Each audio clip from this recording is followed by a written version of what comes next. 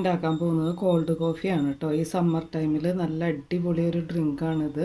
കുട്ടികൾക്കൊക്കെ വളരെ ഇഷ്ടമാണ്. അപ്പോൾ എല്ലാവരും ഒന്ന് ഉണ്ടാക്കി നോക്കാം.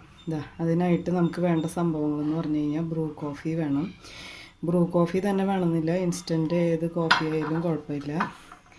അതുപോലെ തന്നെ ഷുഗർ, പിന്നെ നല്ല തണുപ്പിച്ച പാലാണ് കേട്ടോ, കാച്ചിയിട്ട് ഫ്രീസറിൽ വെച്ച് തണുപ്പിച്ച പാലാണ്. അതുപോലെ തന്നെ കുറച്ച് ഐസ് ക്യൂബ്സ് ഇട്ടിട്ട് നല്ല തണുത്ത വെള്ളം. അപ്പോൾ നമുക്ക് ഇതിൻ്റെ സ്റ്റെപ്സൊക്കെ ഒന്ന് നോക്കിയാലോ.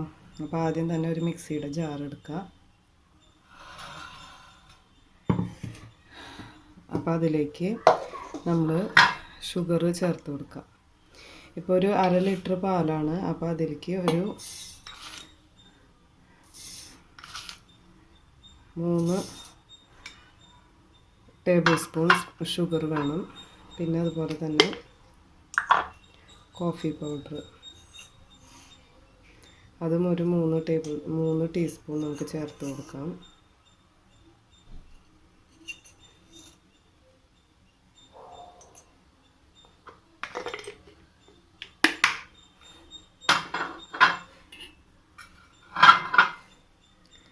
ഇനി പാല് മുഴുവനായിട്ട് എടുത്ത് ചേർത്ത് കൊടുക്കാം.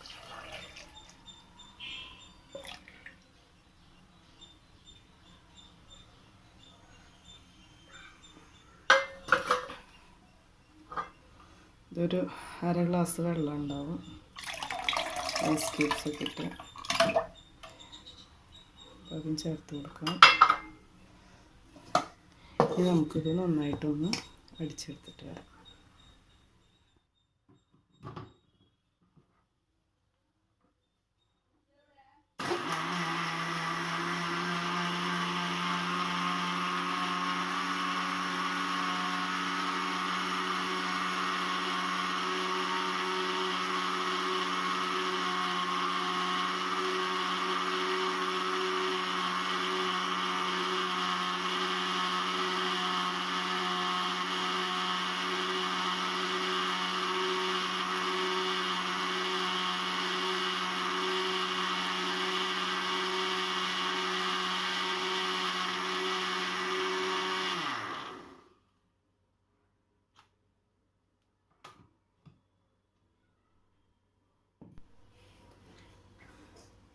ഇത് അടിച്ചെടുക്കുമ്പോൾ പ്രത്യേകം ശ്രദ്ധിക്കുക, ഓവർ ബീറ്റ് ആവാൻ പാടില്ല കേട്ടോ. ഓവർ ബീറ്റ് ആയി കഴിഞ്ഞാൽ പിന്നെ അതിൻ്റെ ആ പതയൊക്കെ വന്നിട്ട് ഒരു എന്താ പറയുക, ഒരു വെണ്ണയൊക്കെ ഇല്ലേ, അതുപോലെ ഒരു ഫോമായി പോവും. അപ്പോൾ അങ്ങനെ ആവാണ്ടിരിക്കാൻ ശ്രദ്ധിക്കുക.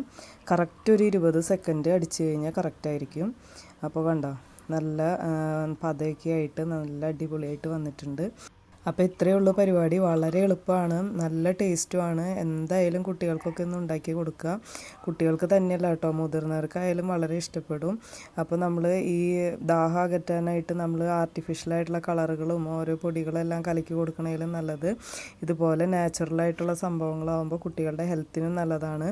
ഇപ്പോൾ കോഫി അധികം ഇഷ്ടമില്ലാത്ത കുട്ടികൾക്കാണെങ്കിൽ ബൂസ്റ്റ് ഇട്ടും ഇതുപോലെ തന്നെ സെയിം ചെയ്ത് കൊടുക്കാം കേട്ടോ.